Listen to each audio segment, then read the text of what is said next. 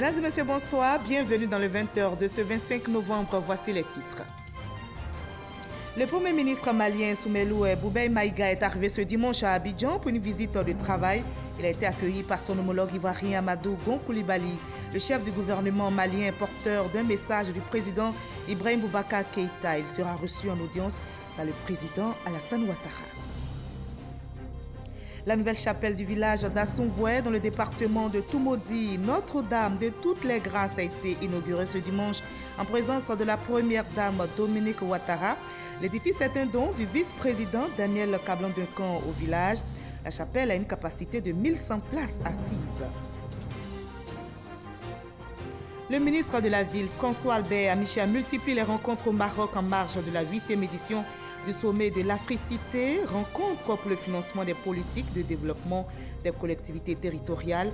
Il a échangé notamment avec le secrétaire d'État français auprès du ministère des Affaires étrangères et de l'Europe. Et c'est fait, l'Europe a scellé le divorce avec Londres. Les dirigeants des 27 ont approuvé ce dimanche lors d'un sommet spécial à Bruxelles le texte qui entérine le retrait britannique de l'UE. Pour la première ministre Theresa May, c'est un accord pour un avenir meilleur. Soyez les bienvenus sur RTI 1. Le Premier ministre malien Soumeylou Boubèye Maïga a entamé ce dimanche une visite de travail à Abidjan. Il a été accueilli à son arrivée par son homologue ivoirien Amadou Gon Coulibaly, avec qui il a eu un tête-à-tête. Le chef du gouvernement malien est porteur d'un message du président Ibrahim Boubacar Keïta. Il sera reçu par le président Alassane Ouattara en audience. On en sait plus avec Herman Guivé. 10h34. Le Premier ministre malien, Soumeylou Boubèye Maïga, est en terre ivoirienne. Accueilli sur le tarmac du GATL par le Premier ministre ivoirien Amadou Gon Coulibaly, Soumeylou Boubèye Maïga et Amadou Gon Coulibaly donnent le ton de ce en quoi consisteront leurs échanges. Une visite de travail du Premier ministre malien qui permettra également d'aborder des sujets en rapport avec la coopération entre le Mali et la Côte d'Ivoire. Je suis venu ce matin à Abidjan pour voir mon ami et frère Amadou, le remercier pour la présence qu'il a eue à nos côtés avec le président de la République à l'occasion de l'anniversaire de l'indépendance et de l'investiture du président. Et puis reprendre un certain nombre de dossiers que nous avions commencé à traiter depuis l'année dernière, et non, au cours même de cette année, notamment des dossiers de coopération bilatérale en matière, dans le domaine économique notamment. Et puis, bon, vous savez, tout cela traduit aussi la qualité des relations d'amitié et de fraternité qu'il y a entre nos deux pays, nos deux peuples et entre nos dirigeants, à commencer par nos deux présidents. Aujourd'hui, avec cette visite, ça nous donne l'occasion de continuer donc, de travailler sur la coopération qui unisse nos deux pays. Et c'est évident que vous imaginez que nous avons beaucoup de points en commun donc, à développer donc, ensemble et ce sera l'objet des discussions que nous allons avoir toute la journée d'aujourd'hui. Direction la résidence du Premier ministre Amadou Gon Coulibaly pour un tête-à-tête entre les deux personnalités avant l'audience que le chef de l'État, Alassane Ouattara, accordera à l'hôte de marque venu de la République du Mali. Et vous allez le voir en image, le Premier ministre malien Soumeylou Boubèye Maïga a été reçu en audience justement par le président de la République, Alassane Ouattara, à sa résidence à Cocody. Soumeylou Boubèye Maïga est porteur, je rappelle, d'un message d'amitié et de fraternité du président Ibrahim Boubacar Keïta au président de la République de Côte d'Ivoire, Alassane Ouattara. Nous allons prendre maintenant la direction du village d'Assoumvoué, toujours en image. C'est dans le département de Toumodi pour assister à la cérémonie d'inauguration de la chapelle Notre-Dame de toutes les grâces. La première dame Dominique Ouattara y a pris part ce dimanche. L'édifice religieux est un don du vice-président Daniel Kablan-Duncan et de son épouse au village. La chapelle d'Assoumvoué a une capacité de 1100 places assises. La Côte d'Ivoire veut améliorer ses pratiques commerciales, mais dans un cadre harmonisé avec les autres pays, en l'occurrence ceux de l'UEMOA. Pour bien faire les choses, les acteurs nationaux se sont retrouvés ici à Abidjan pour évaluer la participation ivoirienne au commerce mondial. L'objectif est clairement affiché, créer les conditions d'un accroissement des échanges de notre pays avec l'extérieur. Lansine Bakayoko. La 11e conférence ministérielle de l'Organisation mondiale du commerce tenue en décembre 2017 en Argentine avait traité principalement de la pêche et des droits de douane. Tous les accords et dispositifs conclus à ce sujet s'articulent autour de 3 points. Le premier, c'est l'examen de la politique commerciale commune de l'UEMOA. Le deuxième, c'est la 11e conférence ministérielle. Et le troisième, c'est le 6e examen de l'aide pour le commerce, qui aide essentiellement nos pays en développement à s'insérer dans le tissu international du commerce. Les enjeux sont extrêmement importants parce que, vous savez, dans le contexte actuel de la mise en œuvre de l'accord sur la facilitation des échanges de l'OMC, et surtout des négociations actuelles portant sur la zone de libre-échange continentale, il est extrêmement important pour la Côte d'Ivoire de définir ses positions.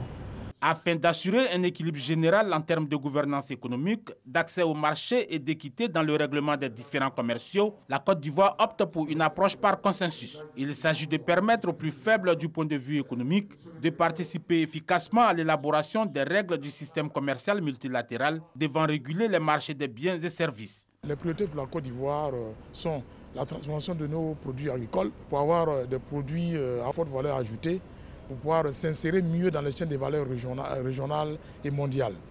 Et puis il s'agit aussi d'attirer les investissements directs étrangers.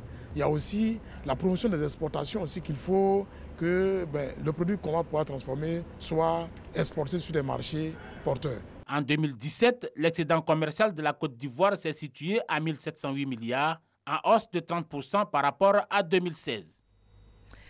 Le financement des PME est aussi au cœur des réflexions. Comment passer de la volonté à l'acte? La question est au menu de la 3e édition de La Finance s'engage, ou si vous voulez, une édition qui se présente comme la promotion d'un nouvel élan en direction des PME pour les rendre davantage performantes. L'enjeu est de transformer durablement les PME et leur offrir des opportunités de financement. Explication détaillée avec Noël Gnagno. La Finance s'engage. Un forum annuel. Son objet, booster l'accès au financement des petites et moyennes entreprises, les rendre prospères et compétitives. C'est le 26 novembre 2016 qu'il a vu le jour. Ce forum est à sa 3e édition avec pour menu faire l'état des lieux des 2 dernières éditions et rechercher les solutions aux contraintes de l'écosystème financier en Côte d'Ivoire. Commençons par visiter les acquis après ces 2 éditions. Il n'y avait pas de dialogue entre les PME et les banques. Aujourd'hui, les banques sont présentes, donc c'est déjà cette mobilisation, une prise de conscience des banques, la nécessité de s'ouvrir davantage aux PME.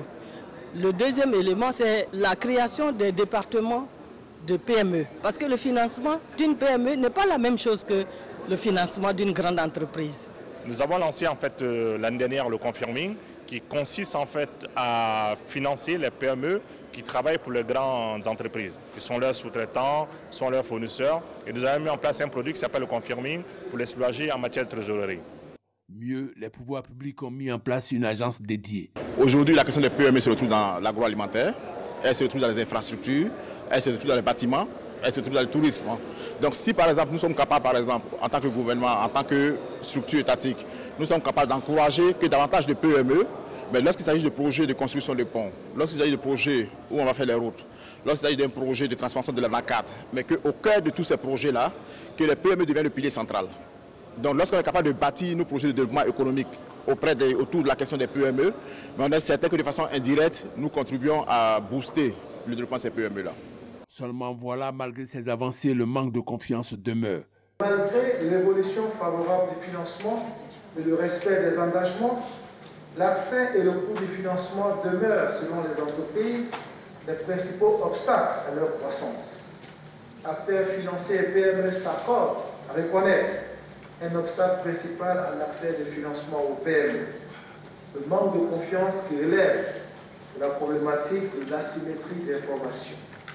Une des pistes de solutions, la diffusion d'informations justes et la formation des dirigeants. La Banque mondiale s'associe à la recherche de solutions idoines.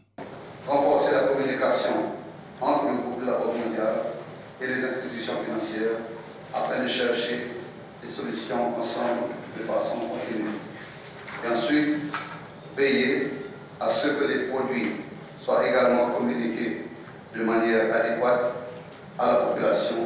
Voilà qui permettra de passer de la volonté aux actes, parce que la mise en œuvre des réformes bancaires risque de corser l'accès des financements aux PME.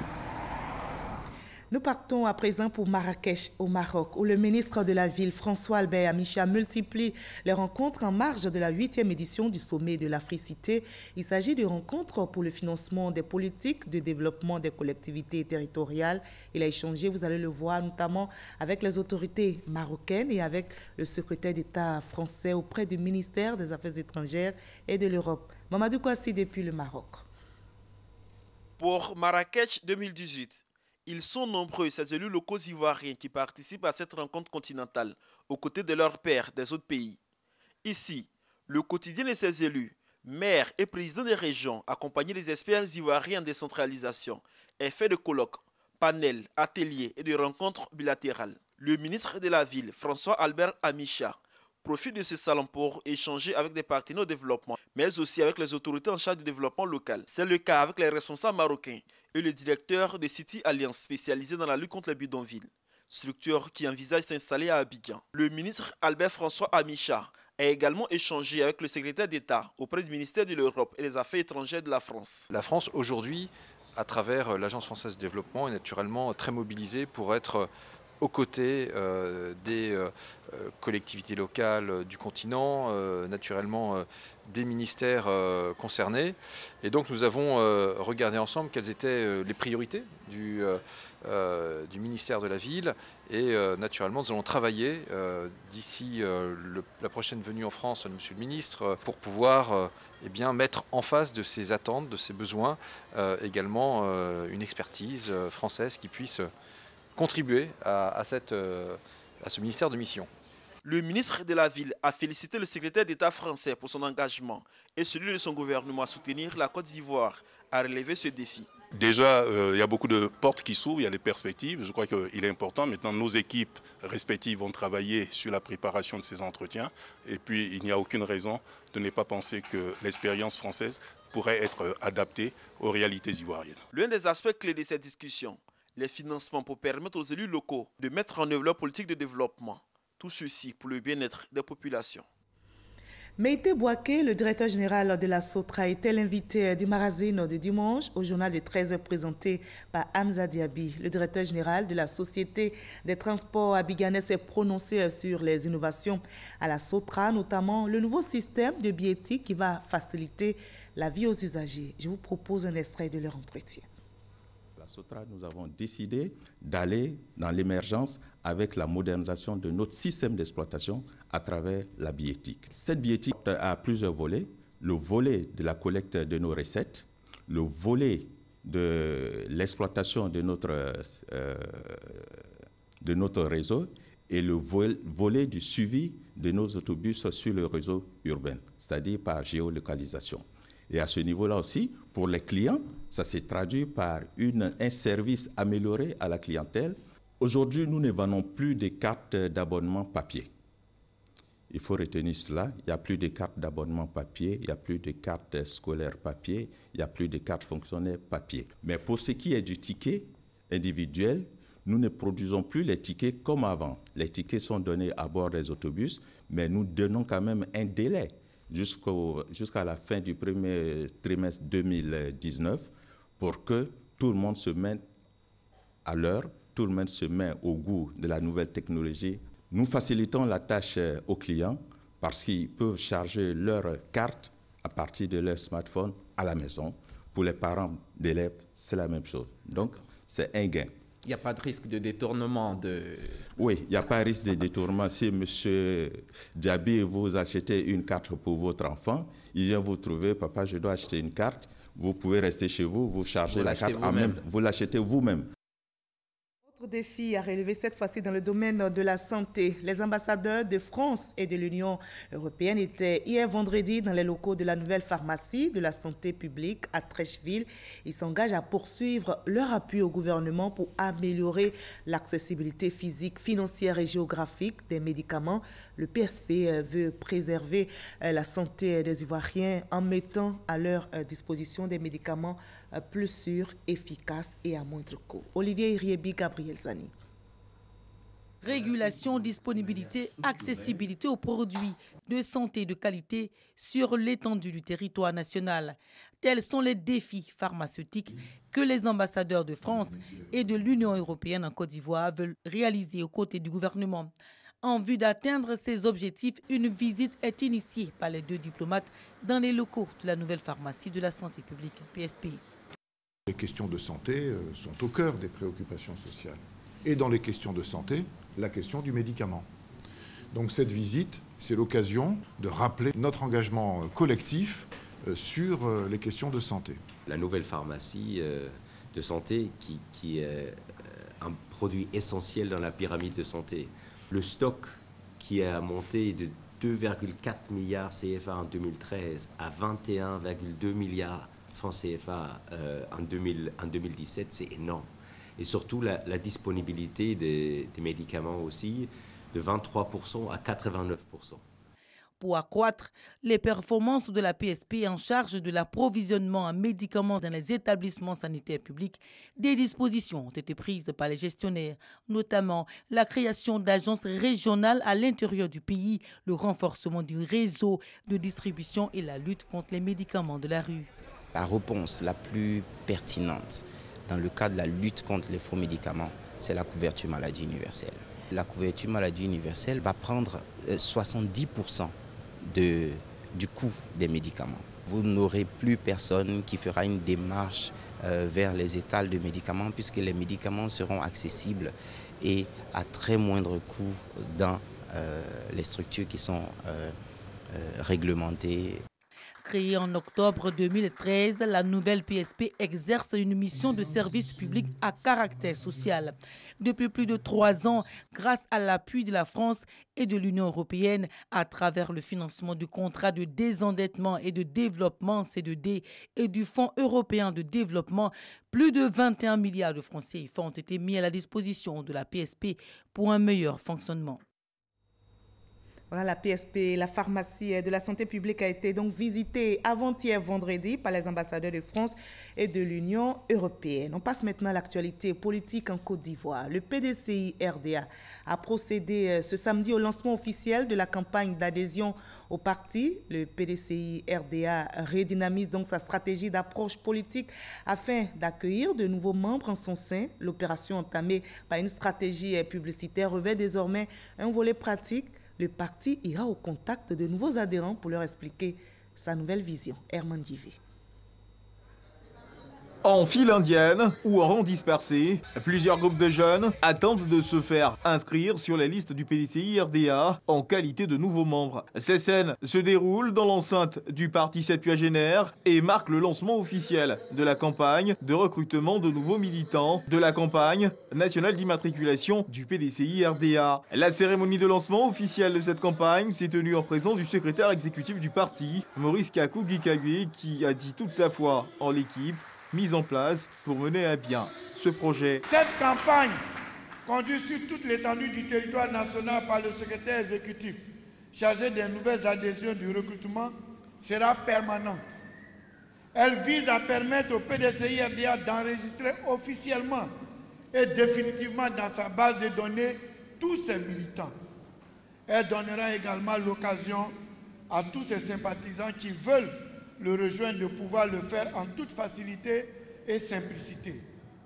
Grâce à cette opération, tous nos militants, les anciens comme les nouveaux, d'ici ou de la diaspora, auront leur carte de membre. Une campagne pour redynamiser le parti et lui ouvrir de nouvelles perspectives. La carte d'adhésion vous engage à vous impliquer dans l'animation et la vie du parti dans toutes les localités où vous résidez. Investissez les instances du parti pour y faire valoir vos compétences.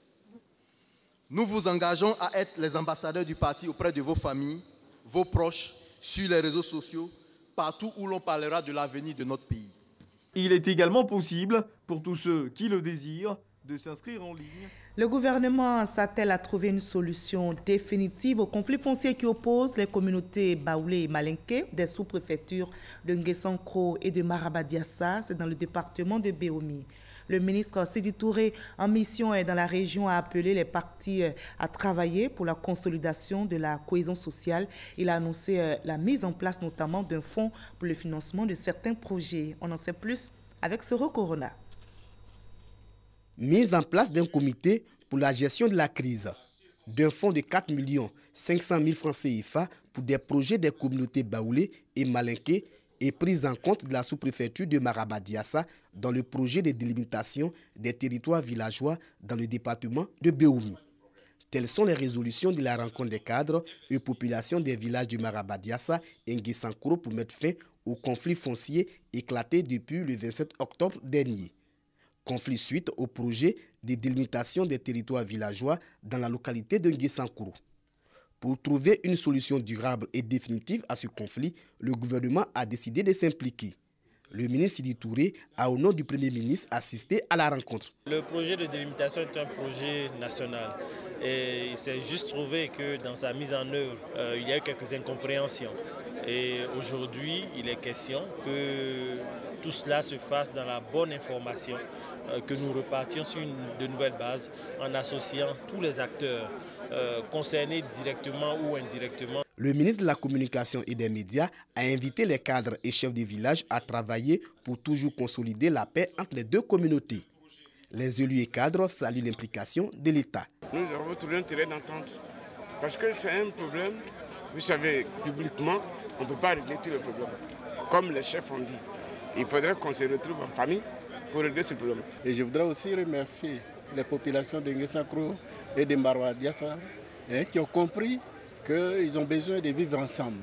Les chefs religieux et coutumiers mettent cet incident sur le fait du manque d'information et d'incompréhension. Le médiateur de la République s'engage aussi à faire la promotion de la paix, de la cohésion sociale à travers le règlement pacifique des conflits. Pour réussir donc sa mission, Adama Toungara, président de cette institution, a décidé de former les médiateurs, délégués et leurs assistants. La formation porte sur les alertes précoces, la gestion pacifique des conflits et la consolidation de la paix. On retrouve Soro Corona de RTI Boaké. Comment faire du médiateur de la République un instrument de cohésion sociale et de paix durable? Comment contenir les conflits? Comment traiter les dossiers à lui soumettre dans un délai raisonnable? Des préoccupations au cœur du séminaire du médiateur de la République à l'endroit des médiateurs délégués et leurs assistants. Pendant 3 jours, les participants ont vu leurs capacités renforcées sur les outils d'alerte précoce, de prévention et de gestion des conflits. Avec des cas pratiques, des jeux de rôle et des partages d'expériences, les médiateurs délégués et les assistants ont désormais les rudiments nécessaires pour prévenir ou gérer tout conflit. Aussi, des résolutions pour une meilleure connaissance des missions du médiateur de la République. Sensibiliser les enfants sur les questions et les valeurs que nous voulons qu'ils assimilent.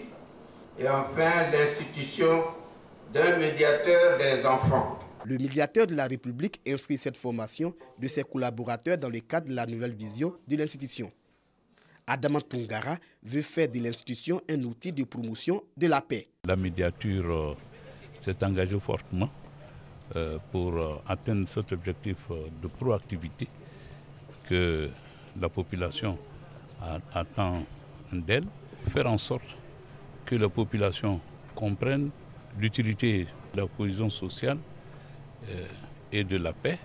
Le médiateur de la République veut également se rapprocher des populations à travers l'installation des délégations dans toutes les régions du pays. Ce séminaire a eu le soutien du Fonds des Nations Unies pour la population. Et on s'intéresse à présent à nos forêts. Un programme d'amélioration de la gouvernance forestière est en cours d'élaboration. Le ministère des Eaux et Forêts veut ainsi apporter une réponse au problème de dégradation du couvert forestier ivoirien. Une rencontre vient de se tenir à Grand Bassam. On en sait plus avec notre reporter Jean-Luc Bangbo. C'est l'une des principales réformes destinées à restaurer les fonctions écologiques et socio-économiques des forêts ivoiriennes. La mise en place du programme national d'amélioration de la gouvernance forestière, dont le plan opérationnel est en cours de discussion, est vu comme une réponse à la dégradation du couvert forestier ivoirien. La forêt est fortement endommagée, fortement dégradée, et donc l'État est vraiment en train de mettre en place un ensemble de mécanismes pour essayer de reconstituer et de restaurer son couvert forestier. Et donc tout cela doit s'accompagner par une bonne gouvernance forestière. Parce que si nous arrivons à reconstituer notre forêt et que la gouvernance ne s'améliore pas, il va sans dire que nous retomberons forcément dans les mêmes résultats.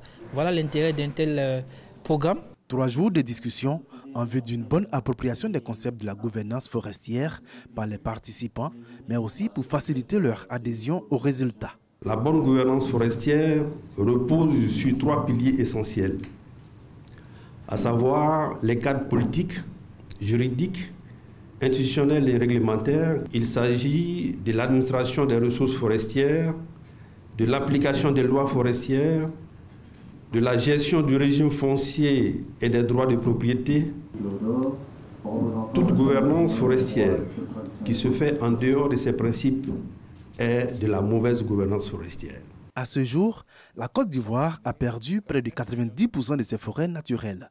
La mise en place du programme national d'amélioration de la gouvernance forestière vient en complément des autres initiatives dont l'objectif est d'appuyer la mise en œuvre de la stratégie de préservation, de réhabilitation et d'extension des forêts.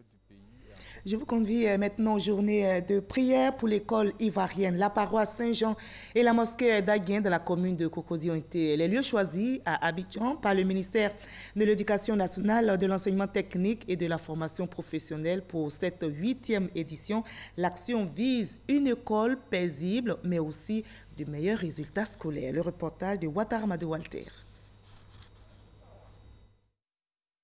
À l'approche des congés scolaires, des élèves s'autorisent à prendre le repos plutôt que celui prévu par le ministère. Cette situation perturbe les cours et handicape ceux qui désirent suivre le programme officiel. Pour une école paisible en cette fin d'année et surtout pour une année scolaire 2018-2019 réussie, le ministère de l'Éducation nationale, de l'enseignement technique et de la formation professionnelle a décidé d'inviter les apprenants à une prise de conscience collective. La 8e édition de la journée de prière pour une école ivoirienne, un cadre bien indiqué. Que Dieu accorde son soutien aux élèves et au personnel pour que le civisme et l'engagement de tous pour une école de qualité soient réels. La paroisse Saint-Jean et la mosquée d'Aguien dans la commune de Cocody ont été les lieux choisis à Abidjan pour abriter cette journée de prière. Des conseils au cœur de cette initiative. Les réseaux sociaux ne sont pas en fait une maladie,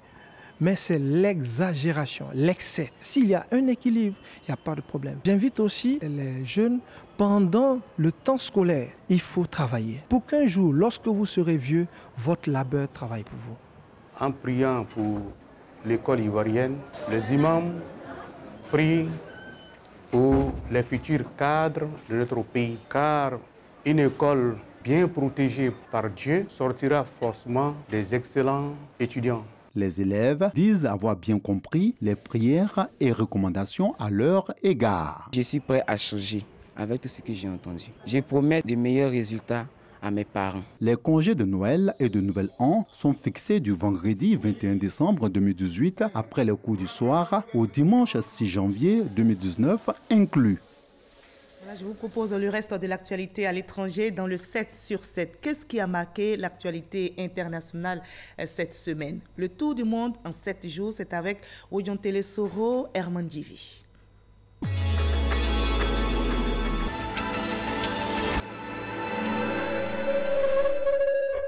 Lundi dernier, à la Cour pénale internationale, le procès de Charles Blé Goudé, l'ex-leader des Jeunes Patriotes, a repris. Ses avocats ont tenté d'innocenter leurs clients face à l'accusation de la procureure de la CPI, Fatou Bensouda, reprochant à Charles Blé Goudé des appels à la violence contre les militants d'Alassane Ouattara pendant la crise post-électorale.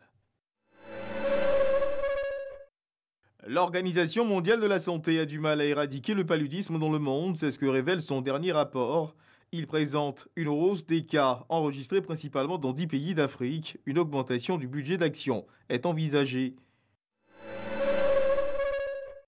Voilà un an que Robert Mugabe est parti du pouvoir. Un an de gestion du pays par Emerson Mnangagwa. Les attentes des Zimbabwéens restent un défi à relever par le pouvoir en place. Ceux-ci se plaignent de la cherté de la vie.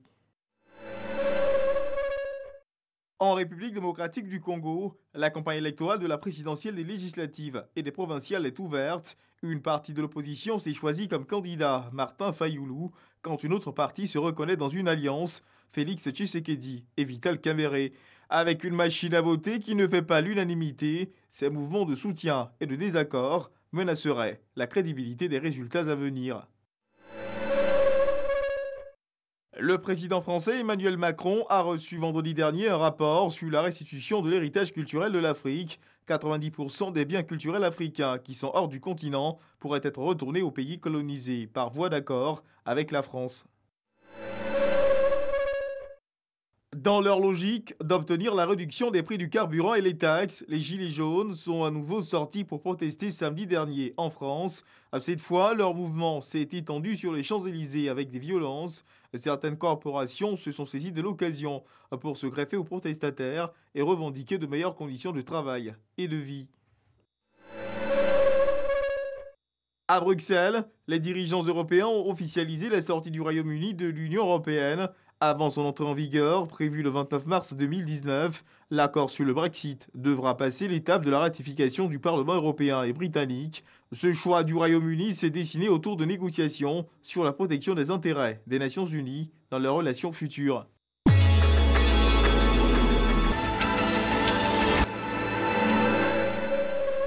Voilà la fin de cette édition. À 23h, retrouvez Kolo Koulibaly pour un nouveau journal. Demain 20h, vous avez rendez-vous avec Fatou Fofana.